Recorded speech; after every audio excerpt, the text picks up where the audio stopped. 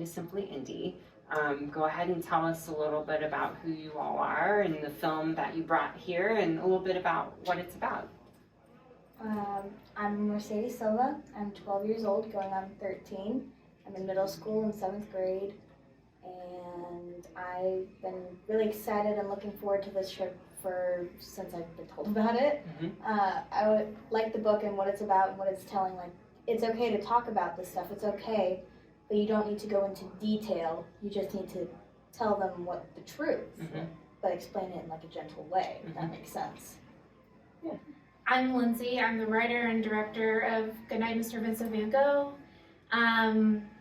The inspiration behind it, my late husband died by suicide, and there was no resources out there to talk to kids about this, and I didn't know what to say to my nieces and my nephews. I didn't know what to say to my students because I'm an elementary art teacher, and they wanted to know what happened to him because he's a police officer. He was a police officer that ate lunch with me at the school from time to time.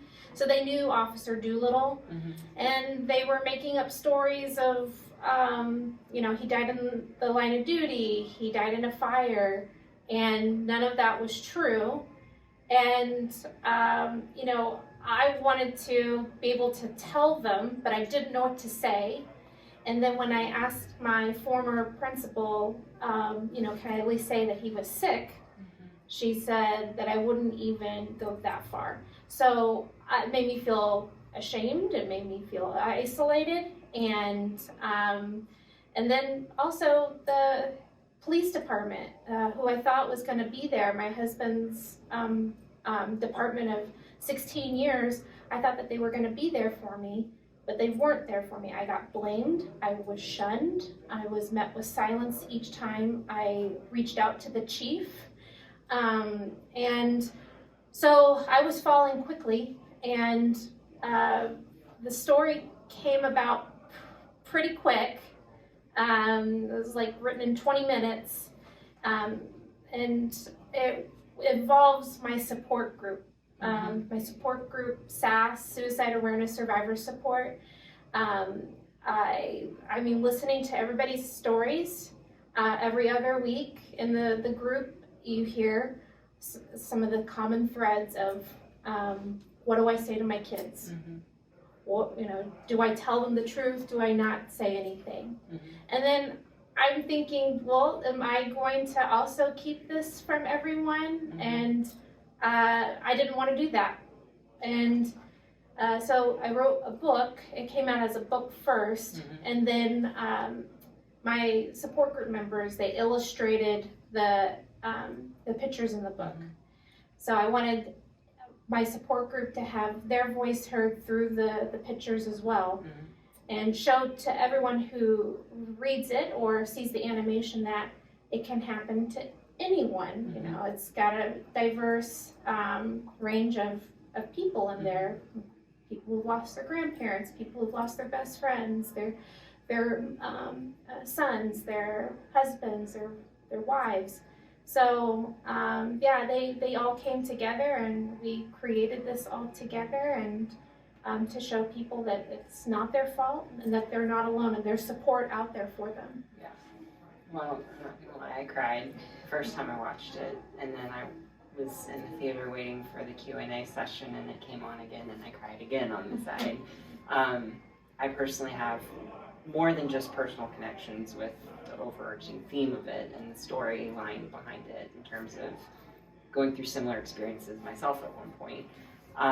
So that being said, it was probably really difficult for you to kind of go through some of that, kind of having to revisit it, but it sounds like you became stronger through that process in a way. Like this was a way of you kind of working with other people to kind of bring you all together and figure out a way to kind of express that, but also have it be something to kind of help support you all, is what it sounds like through your support group.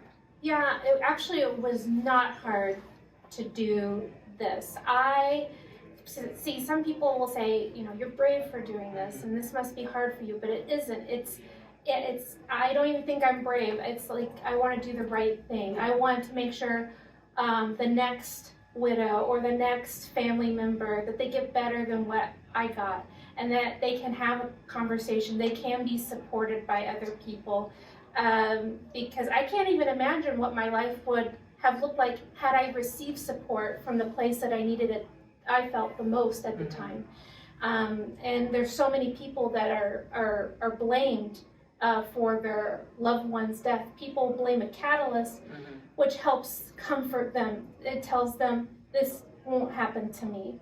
And what it does is it creates more damage, it creates more stigma, and people don't want to talk about it if they're having struggles inside as well. And I don't want my students to feel that.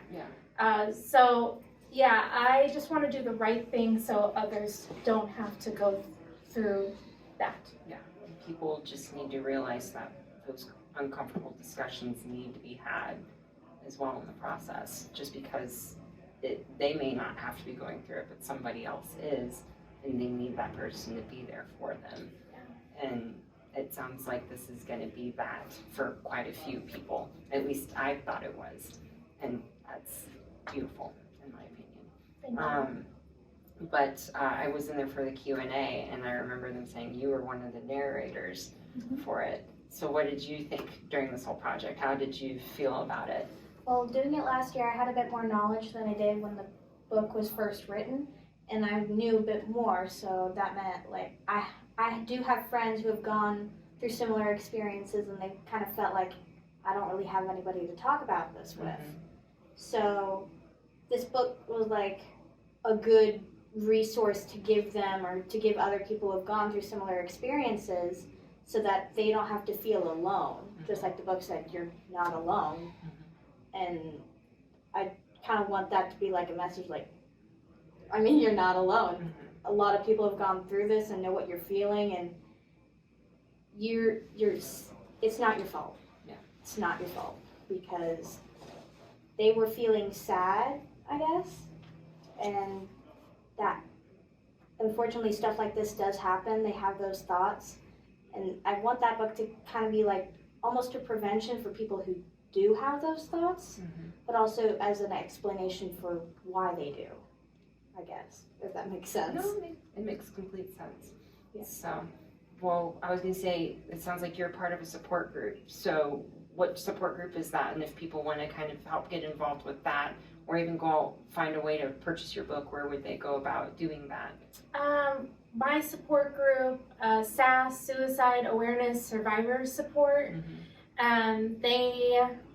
it's a Kansas City organization, and they have several support group meetings that are in person, and now with COVID, we have one that's over Zoom. And so going to their website, www.sasspokane.com, they are able to find different group meetings, including the one over Zoom. So people from outside of Kansas are able to even join in if they need support, and which they have. I've been on plenty of Zoom meetings where people from other cities, other states, they can go on there. My website is www.abovtherug.com, because I feel like the police department swept my husband and me. They swept us under the rug, and I wanted to be above the rug. So that's my website. I like that. You're welcome. That's actually very creative. So, well, if people who haven't seen it, they need to see it, in my opinion. So it's probably, there's like 2 or 3 of them that are really good out of this whole festival. Yours is on that list, on my list at least. So, but yeah, I just wanted to say thank you guys for coming down here. I'm from Lawrence, which is outside of Kansas City, so I know it's not a quick drive by any means. I mean, it is now compared to before when they increased the speed limit just a little bit on the turnpike. But thank you guys for taking the time out of your day to come down here and help present your project here and help spread awareness. And thank you for helping raise awareness and promoting forward thinking by having our animation come to Oklahoma. So I appreciate that. Thank you for listening, and thank you for sharing it. You're welcome. And we're thrilled. thrilled to have it. So thank you for choosing us too in the process.